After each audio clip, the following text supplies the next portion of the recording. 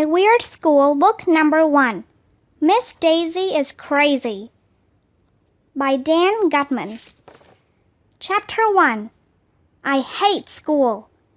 My name is AJ. I like football and video games, and I hate school. Our teacher, Miss Daisy, was taking attendance. It was the first day of second grade. Miss Daisy told everyone in the class to stand up, say our name, and say something about ourselves. All the kids laughed when I said I hated school, but there was nothing funny about it. I have learned a lot in my 8 years. One thing I learned is that there is no reason why kids should have to go to school. If you ask me, kids can learn all we need to learn by watching TV. You can learn important information like which breakfast cereal tastes best, and what toys you should buy, and which shampoo leaves your hair the shiniest. This is stuff that we'll need to know when we grow up. School is just this dumb thing that grown-ups thought up so they wouldn't have to pay for babysitters. When I grow up and have children of my own, I won't make them go to school. They can just ride their bikes and play football and video games all day. They'll be happy, and they'll think I'm the greatest father in the world. But for now, I wanted to let my new teacher, Miss Daisy, know from the very start how I felt about school. You know what, AJ? Miss Daisy said. I hate school too. You do? We all stared at Miss Daisy. I thought teachers loved school. If they didn't love school, why did they become teachers? Why would they ever want to go to a school as a grown-up? I know that when I'm a grown-up, I'm not going to go anywhere near a school. Sure, I hate school, Miss Daisy continued. If I didn't have to be here teaching you, I could be home, sitting on my comfortable couch, watching TV and eating bonbons.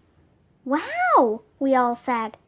What's a bonbon? Asked Ryan, a kid with black sneakers who was sitting next to me. Bonbons are these wonderful chocolate treats, Miss Daisy told us. They're about the size of a large acorn, and you can pop the whole thing right in your mouth, so you don't need a napkin. I could eat a whole box of bonbons in one sitting. They sound delicious, said Andrea Young, a girl with curly brown hair. She was sitting up real straight in the front of the class with her hands folded like they were attached to each other. Miss Daisy seemed like a pretty cool lady for a teacher. Anybody who hated school and liked to sit around watching TV and eating chocolate treats was okay by me. Me and Miss Daisy had a lot in common. Maybe going to school wouldn't be so terrible after all. Chapter 2, Dumb Miss Daisy and Principal Klutz. Miss Daisy said it was time for us to clear off our desks and see how much we knew about arithmetic. Ugh! If I gave you 58 apples and Principal Klutz took 28 of them away, Miss Daisy asked, how many apples would you have left, AJ? Who cares how many apples you would have left? I said. I hate apples. If you ask me, you and Principal Klutz can take all the apples away and it wouldn't bother me one bit. You would have 30 apples, said that girl Andrea Young in the front of the class. She had a big smile on her face, like she had just opened all her birthday presents. Andrea Young thinks she's so smart. I hate arithmetic, I announced. You know what? Miss Daisy said. I hate arithmetic too. You do? We all said. Sure, I don't even know what you get if you multiply 4 times 4. You don't? I have no idea, Miss Daisy said, scratching her head and wrinkling up her forehead like she was trying to figure it out. Maybe one of you kids can explain it to me? Boy, Miss Daisy was really dumb. Even I know what you get when you multiply 4 times 4.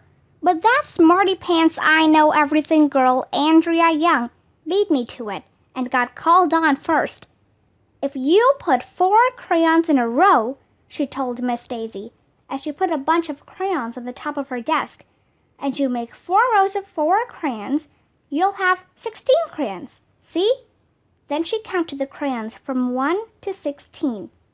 Miss Daisy looked at the crayons on Andrea's desk. She had a puzzled look on her face. "I'm not sure I understand," she said. "Can somebody else explain it to me?" Michael Robinson, this kid wearing a red T-shirt with a dirt bike on it, explained 4 times 4 again, using pencils. He had 16 pencils on his desk, and 4 rows of 4 pencils. Miss Daisy still had a look on her face like she didn't understand. "What would happen if you subtracted half of the pencils?" she asked. Michael took away 2 of the rows of pencils and put them in his pencil box. "Then you would have 8 pencils," we all said. Andrea Young added, "Half of 16 is 8. Miss Daisy wrinkled up her forehead until it was almost like an accordion. She still didn't get it. She started counting the pencils on Michael's desk out loud and using her fingers. She got it all wrong. We gathered around Michael's desk and tried to explain to Miss Daisy how to add, subtract, multiply, and divide numbers using the pencils. Nothing worked. Miss Daisy had to be the dumbest teacher in the history of the world. No matter how many times we tried to explain, she kept shaking her head. "I'm sorry," she said. "It will take me a while to understand arithmetic. Maybe you can explain it to me more tomorrow.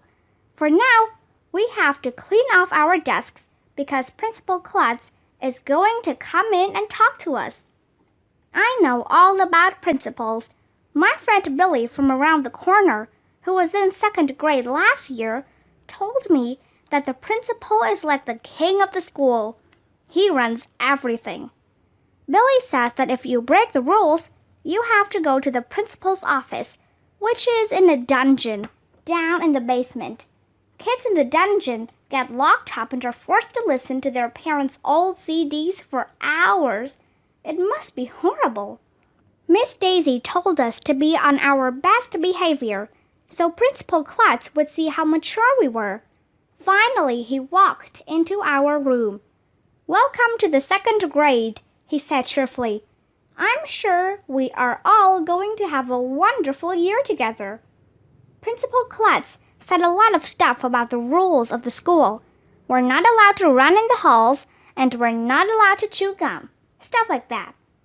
But I wasn't listening very closely because I kept staring at his head. He had no hair at all. I mean, none. His head looked like a giant egg. When Principal Klutz was all done telling us the rules of the school, he asked if anybody had any questions about what he had said. "Did all your hair fall out of your head?" I asked. "Or did you cut it off?" Everybody laughed, even though I didn't say anything funny. Miss Daisy looked at me with a mean face. "Actually, it was both," Principal Klutz replied with a chuckle. "Almost all of my hair fell out on its own, so I decided to shave the rest of it off." "That's the saddest story I ever heard," said this girl named Emily, and she burst into tears. "Don't feel bad," Principal Klutz said. "It could have been a lot worse." "How?" sniffled Emily. "Well, at least my brain didn't fall out of my head." We all laughed, even Emily. Principal Klutz was a pretty funny guy, for a principal. Any other questions? "Do you have a dungeon down in the basement where you put the bad kids?" I asked. "Actually, the dungeon is on the 3rd floor," Principal Klutz replied. Nobody laughed this time. He quickly told us that he was just making a joke and that he didn't even have a dungeon at all. Principal Klutz must have felt bad that we didn't think his joke was funny because he invited us all up to the front of the room to touch his bald head. We did, and that made everybody feel a lot better. Principal Klutz seemed nice, but a lot of people seem nice when you first meet them. Then later you find out that they are evil villains who planned to take over the world. I bet he was lying about the dungeon. Chapter 3. How to Spell Read. Before school started, my mother told me that second grade was the most interesting grade because this was the year that I would be able to read chapter books all by myself. I already knew how to read, even though I had tried very hard not to learn. You see, my friend Billy told me that you really don't have to know how to read. Billy says that when you grow up and make lots of money, you can pay people to read for you. That sounded good to me. I hate reading, I announced when Miss Daisy passed out some spelling worksheets.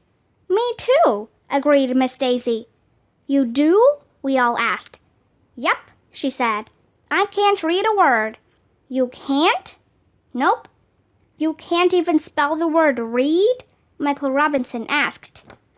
I don't have a clue, she said, scratching her head the same way she did when she told us she didn't know how to multiply 4 times 4. Just sound it out, Miss Daisy, Andrea suggested. R-E-E-D? Miss Daisy said. No, we all shouted. I give up, she said. Do any of you know how to spell the word read? R-E-A-D, we all chanted. Wow, I didn't know that, marveled Miss Daisy. You have taught me a lot today. How did you get to teach second grade if you don't even know how to spell read? Asked Ryan. Well, I figured that second graders don't know how to spell very well, so it wouldn't matter whether or not I could spell. I know how to spell lots of hard words, Andrea Young announced. Me too, everybody else said. Really? Miss Daisy said. Like what? Everybody started shouting out words and how to spell them, but Miss Daisy stopped us and made us take turns. She had each of us go up to the chalkboard and write 3 words we knew. I wrote tonight, writing, and McDonald's. By the time we were done, the whole chalkboard was filled with words. There wasn't even any room left for more. Wow, Miss Daisy said. You kids have taught me so much this morning. I'm really glad I decided to become a teacher.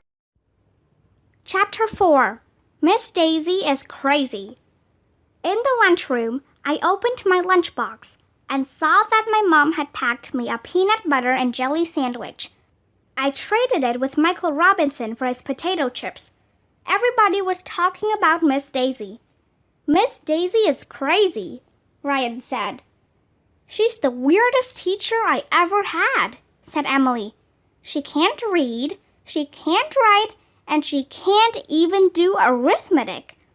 What kind of a teacher is that? A bad one, I said. Hey, I just thought of something, Michael Robinson was able to say, even though his mouth was filled with peanut butter. Do you think that maybe Miss Daisy isn't really a teacher at all? What do you mean? Ryan asked.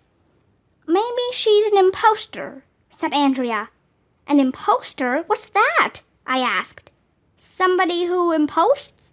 No, silly. An imposter is somebody who pretends to be somebody else, Andrea explained. She might be a fake teacher. Maybe Miss Daisy is really a jewel thief or a bank robber, I guessed. Maybe she snuck into the school and is hiding so the police won't catch her. I think you're the one who's crazy, Andrea giggled, choking on her milk. But what if Miss Daisy was a bank robber?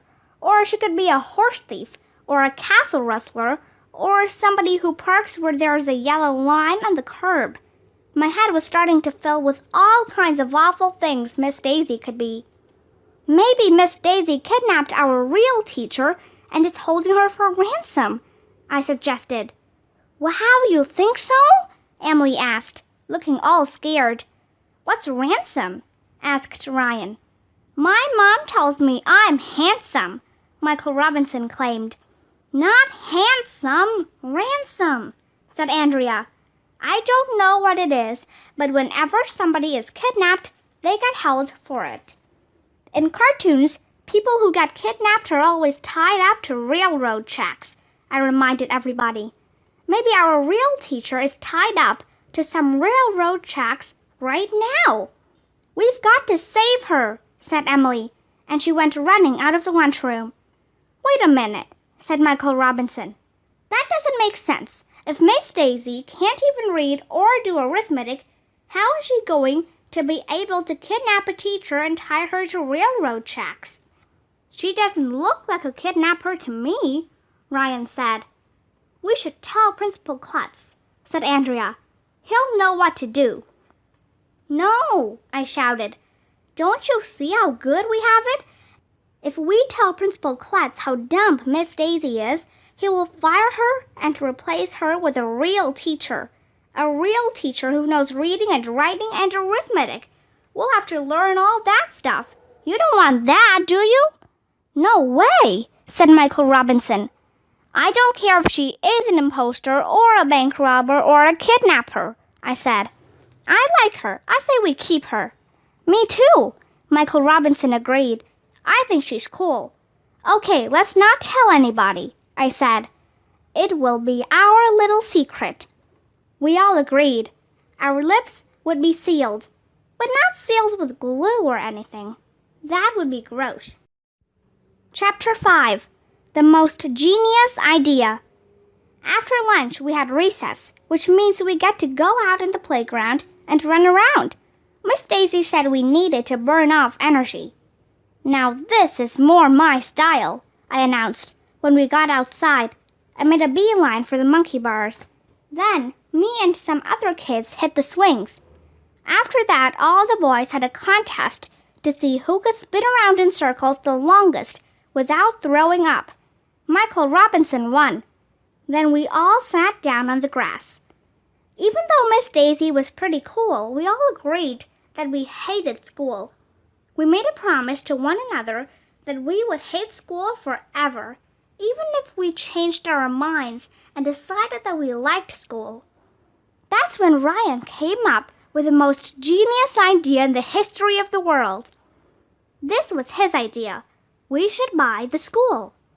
Ryan told us that his father worked for this big company, and that once his father's company bought some other company, just like you would go into a store and buy a candy bar. Ryan said it happens all the time. He said he didn't see any reason why we couldn't buy the school just like that.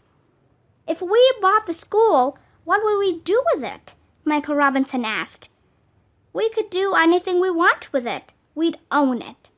Could we turn it into a video game arcade? I asked. Sure, why not? Instead of teaching reading and writing and arithmetic, we could teach kids how to play video games. And we could ride skateboards in the hallways? Asked Michael Robinson. Sure we could, Ryan said. If we owned it. I got all excited because if there's one thing that I like to do almost as much as playing football, it's playing video games. Oh, and riding skateboards. I started emptying out my pockets. I had a nickel, 3 pennies, and a lifesaver. The other boys emptied their pockets too. We separated all the pennies, nickels, and dimes into little piles. Then we added up all the money. We had $1.32. Wow, Michael Robinson said. That's a lot of money. I don't think it's enough to buy a school, said Ryan, who knew a thing or two about financial matters because his father worked for this big company. Well, how much do you need to buy a school? I asked. Beats me, said Ryan. We'd better ask Miss Daisy. We all rushed inside after recess and asked Miss Daisy how much it would cost to buy the school. Gee, I don't know, said Miss Daisy, who didn't seem to know much of anything. Why do you want to buy the school? We want to turn it into a video game arcade, I told her. What a great idea, she beamed. I love video games. There are so many schools and so few video game arcades. It makes perfect sense to turn some of those schools into video game arcades. I'll arrange a meeting with Mr. Klutz tomorrow so we can ask him if we can buy the school. But right now, we have to go to Mrs. Cooney's office. Mrs. Cooney's office is down the hall from our class. She says she's the school nurse, but personally, I think she's a spy. I'll tell you why. There's this big poster on her wall that says this: EYWXLEOPLSJRMQMWJRGA. I tried to read it, and it didn't make any sense at all. Even Andrea Young didn't know how to read the poster, and she knows everything. I think Mrs. Cooney has created a secret code, and she's using the poster to send mystery spy messages. I will have to keep an eye on her. When we walked into Mrs. Cooney's office, she had us all line up in size order. I was one of the shortest kids, so I had to stand in the front of the line. Then Mrs. Cooney told us to take off our shoes. At first, I thought she didn't want us to track mud all over her office. But then she told us that she was going to weigh and to measure us. Obviously, she is trying to gather information about us, because that is what spies do. My friend Billy says that the heavier you are, the smarter you are, because heavy people have bigger brains. But I think Billy just says that because he is overweight. I weighed 52 pounds. Mrs. Cooney showed us this awesome ruler she has. It is made of metal and stretches out 6 feet long. When she presses a button, the whole thing shoots into her hand and disappears like magic. That is cool. I'll bet she has lots of other spy tools too. She wouldn't let us play with her magic ruler, but Mrs. Cooney ran around measuring everything. She showed us that the bench we were sitting on was 17 inches high. The door to her office was 30 inches across, and her foot was 12 inches long. "Hey, my foot is a foot!" Mrs. Cooney exclaimed. "Aren't all feet feet?" I asked. "Some feet are less than a foot, and some feet are more than a foot," she replied. "But my foot is exactly a foot." I had no idea what she was talking about. Mrs. Cooney wrapped the measuring tape around her forehead and announced, "Look, my head is almost 2 feet in circumference." I knew that circumference was the distance all the way around a circle, and diameter was the distance through the middle of a circle. "What's the diameter of your head, Mrs. Cooney?" I asked. Everybody laughed, even though I didn't say anything funny. "That would be hard to measure, but isn't measuring things fun?" Mrs. Cooney asked. "I wonder how much the scale weighs." Mrs. Cooney started to measure and weigh more things, but Miss Daisy said we had to go back to class. Chapter 6. What do you want to be? At the end of the day, Miss Daisy sat on the floor, and we all sat around her. She told us to talk about what we want to be when we grow up. "I want to be a veterinarian," said Andrea Young. "Does anyone know what the word veterinarian means?" asked Miss Daisy. "That's somebody who doesn't eat meat," said Michael Robinson. "It is not," I said. "That's a vegetarian.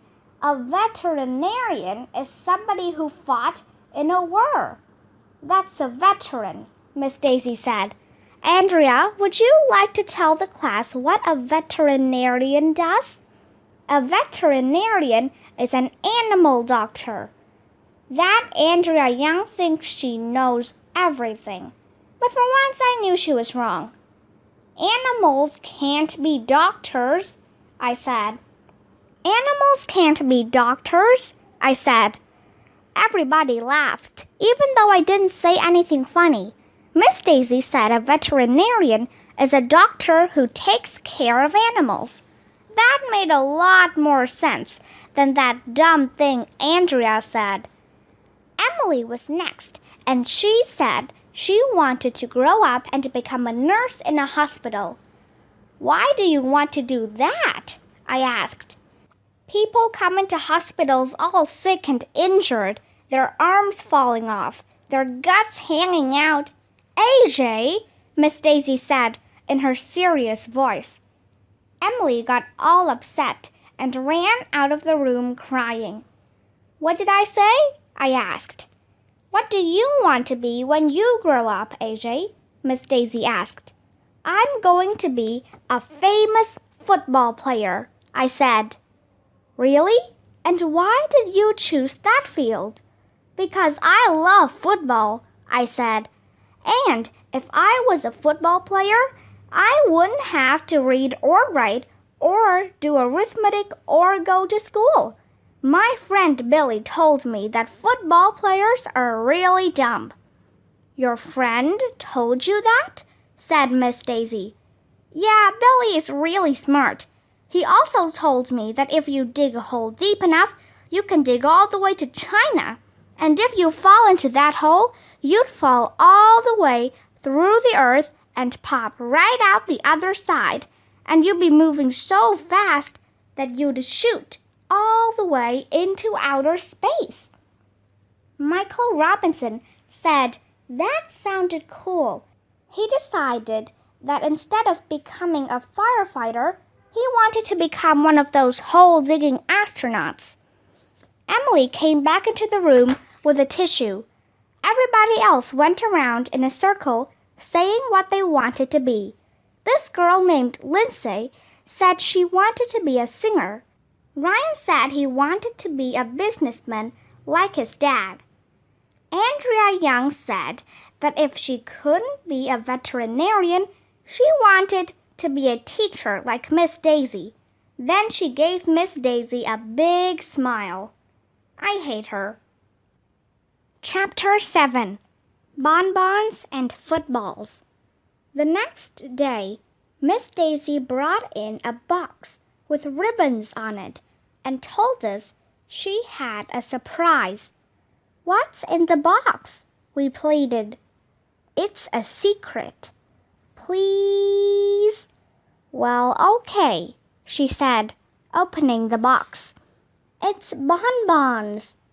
Miss Daisy said she thought we might be able to use them for arithmetic problems so we could learn together. She put the bonbons on the table in the front of the room. There must have been 20 or 30 of them. Can somebody think up an arithmetic problem using bonbons? She asked. Andrea? If you had 3 bonbons in a box, said Andrea as she put 3 bonbons into her pencil box, and you had 3 boxes just like that, how many bonbons would you have altogether? Miss Daisy looked at Andrea's pencil box for a long time, counting in her head and on her fingers. Any dummy would know that 3 boxes with 3 bonbons in each box would equal 9 bonbons. 3 times 3 is 9. But Miss Daisy didn't seem to know that. Finally, she just opened up Andrea's pencil box and popped the 3 bonbons into her mouth. Who cares how many bonbons I would have? She asked. As long as I get to eat some of them. Miss Daisy really needs a lot of help with arithmetic. After she had eaten her bonbons, Miss Daisy passed out bonbons for all of us, and we had a bonbon party. Then she said that was enough arithmetic for the day, and asked what we wanted to talk about for the rest of our math time. Football, I shouted. Miss Daisy didn't like that I talked without raising my hand first. Personally, I don't see what raising my hand has to do with talking. I don't talk with my hands. But she did let me talk, and I told her that football is just about my favoriteest thing in the world, and I know all about it. My dad takes me to every game of the Chargers, a professional football team. Maybe you can help me, Miss Daisy said. I always wondered how long is a football field. 100 yards, I told her. Anybody knows that. Wow, that's a big field. With a field that big, how can you and your father see what's going on? My dad always tries to get us seats near the 50-yard line, I said. They're the best tickets. Why? Miss Daisy asked. Because the 50-yard line is right in the middle of the field. Does that mean that half of 100 yards would be 50 yards? She asked. Yep. I see, Miss Daisy said. So if you know there are 100 yards on a football field, do you know how many pennies there are in $1, Andrea? 100, hollered Andrea Young. Just like a football field. Really? Said Miss Daisy. So if half the football field is 50 yards, how many pennies are in half $1? 50, Michael Robinson shouted, because 50 is half of 100, and 50 plus 50 makes 100. And half of 50 must be 25, because 2 quarters is 50 cents, added Emily. And 4 quarters makes $1, Ryan exclaimed. And 4 quarters makes a football game too, Miss Daisy shouted, jumping up and down with excitement. Wait a minute, I said. I thought you told us we were finished with arithmetic. This wasn't arithmetic, she told us. It was football. Well, okay, I said. Just as long as you weren't trying to sneak arithmetic into our conversation about football. Why would I do that?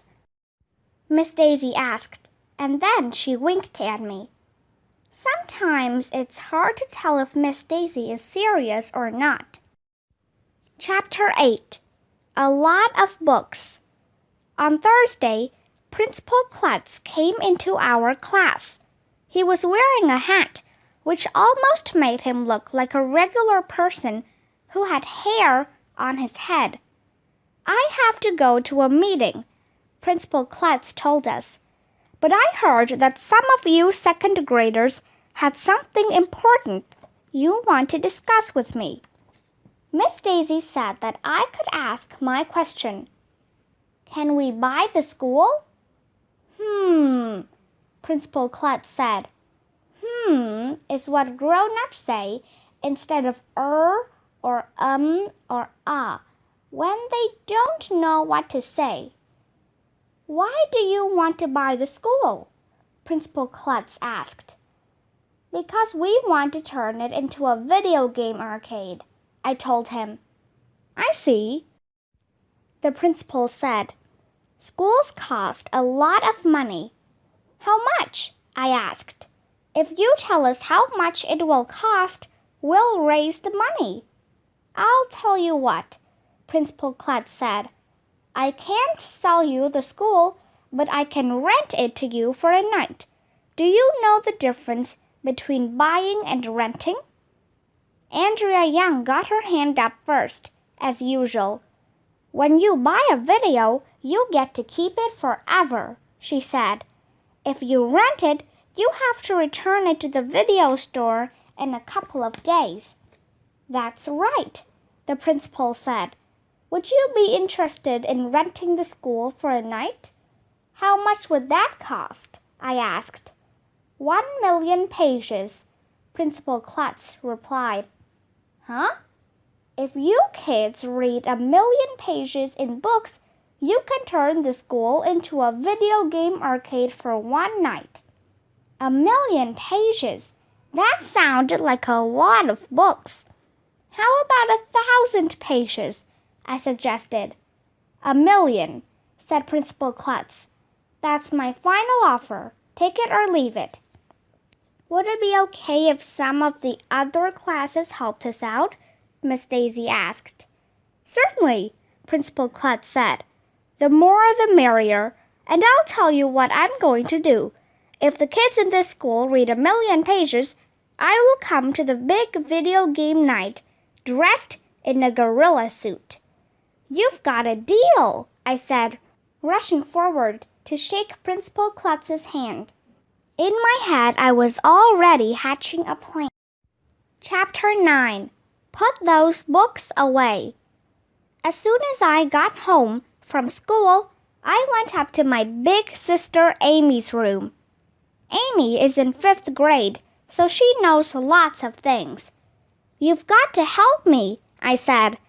"If the school reads 1,000,000 pages in books, Principal Klutz will put on a gorilla suit and let us turn the school into a video game arcade."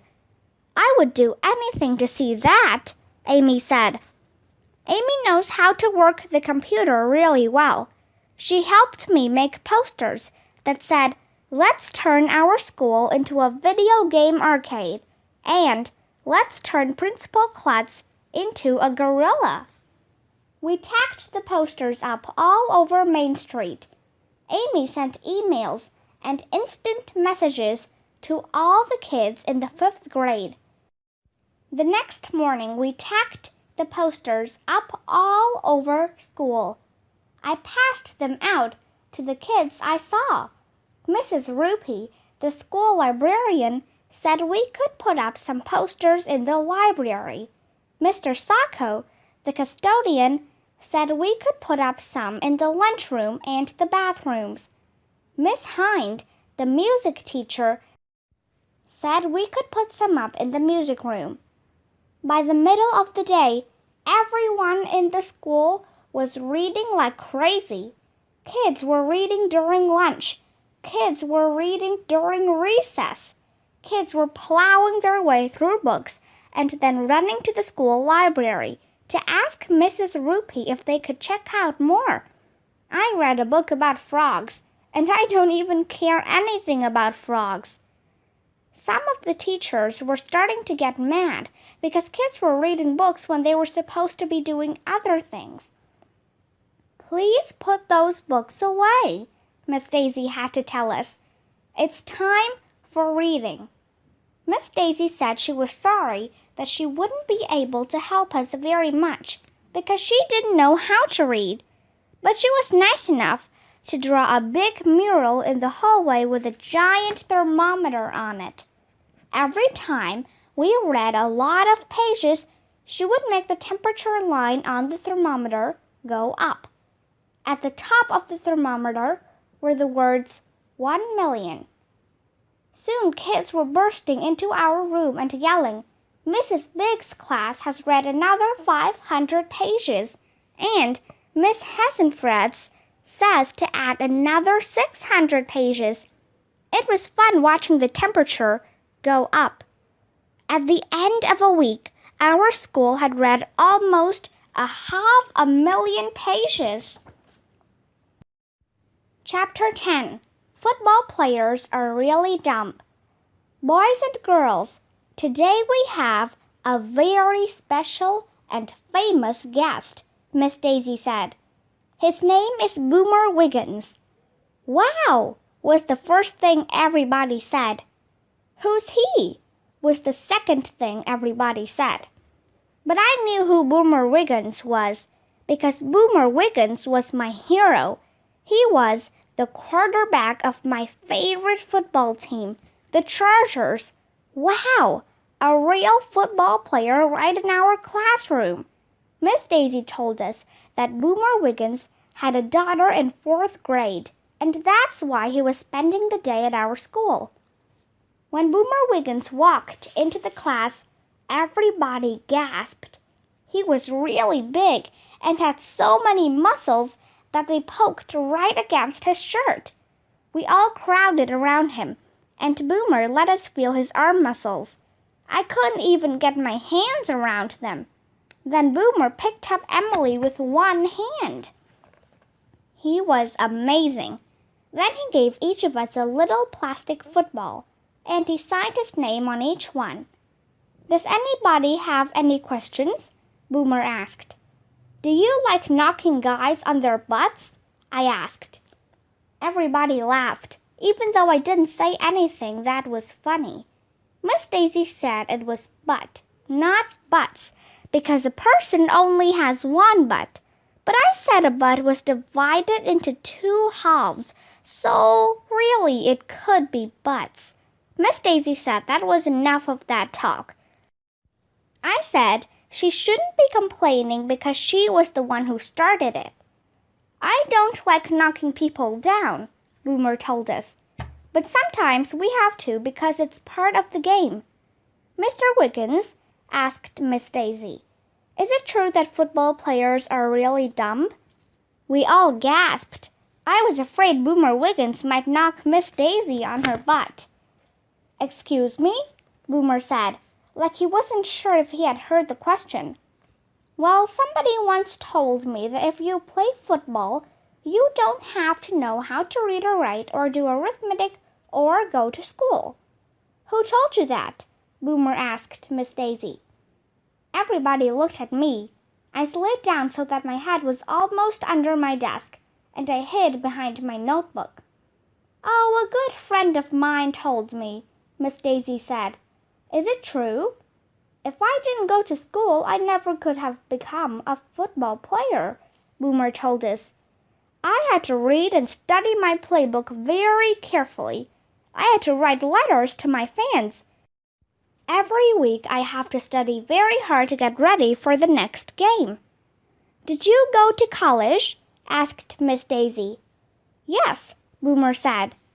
"And when my football career is over, I plan to go back to school so I can become a doctor." "Wow," I said. "I want to go to college someday so I can become a doctor and knock guys on their butts. I mean butt." Everybody laughed, even though I didn't say anything funny. Then, to prove how smart he was, Boomer Wiggins read us a book and passed out bookmarks that said, "Achieve your goal by reading on them." Miss Daisy said that even though Boomer read the book to us, we could still add 52 pages to the total number of pages we've read. The temperature level on the thermometer in the hallway kept getting higher and higher. Chapter 11. We Rule the School. Finally, the big moment arrived. It was Andrea Young, of course, who read the 1,000,000th page. We all cheered when Miss Daisy went out in the hallway and filled in the top of the thermometer all the way up to the words 1,000,000. That Friday night, everybody in the whole school showed up at school. Can you believe it? I actually couldn't wait to get to school on the weekend. When we got there, a big banner was hanging over the front door that said, "We read 1,000,000 pages" on it. Principal Klutz was waiting for us. He was wearing a gorilla suit, just like he promised. Inside, there was a table of snacks and treats and juice. Miss Daisy had brought in Bonbons. But best of all, the gym was filled wall to wall with video games. I had never seen so many video games in my life. Families had brought in lots of TV sets, game systems, and games, and lined them up all around the gym. We could play all we wanted, and the only rule was that you had to take turns. For the kids who didn't like video games, there were tables of board games set up in the middle of the gym. I think they're called board games because you get so bored playing them. I played just about every video game in the gym. After a few hours of staring into screens, I had a splitting headache. My hands hurt, and I thought my eyes were going to fall out of my head. It was the greatest night of my life. Chapter 12. Poor Miss Daisy. Monday at school, we had social studies. Miss Daisy said she was really sorry, but she didn't know anything at all about social studies and that we would have to help her. I don't even know the name of the first president of the United States, she told us. You don't? We all said. I haven't a clue. It was George Washington, we all shouted. Really? Miss Daisy said with a wink. Never heard of him. I was beginning to suspect that Miss Daisy might have been just pretending that she didn't know anything all along. One day I caught her looking at a piece of paper, and her eyes were moving back and forth like she was watching a ping-pong game. Hey, you're reading, I said. I am not, she insisted. You know I can't read. Then how come your eyes are moving back and forth like you're watching a ping-pong game? I was just thinking about this great ping-pong game I saw once, she replied. It was great. You should have been there. Maybe she was joking and maybe she wasn't. You can never tell with crazy Miss Daisy. If it turns out that Miss Daisy really doesn't know anything, I feel a little sorry for her. The kids in our school had read 1,000,000 pages, and she couldn't read one page. The kids in our class knew how to spell and do arithmetic and social studies. She hardly knew anything at all. Don't feel bad, Miss Daisy, I told her. We'll teach you reading, writing, and arithmetic, and we won't tell Principal Klutz how dumb you are. She gave me a big hug. It will be hard work teaching Miss Daisy everything that she doesn't know. I think that by the end of the year, if the whole class works together, we just might bring her up to second grade level. But it won't be easy.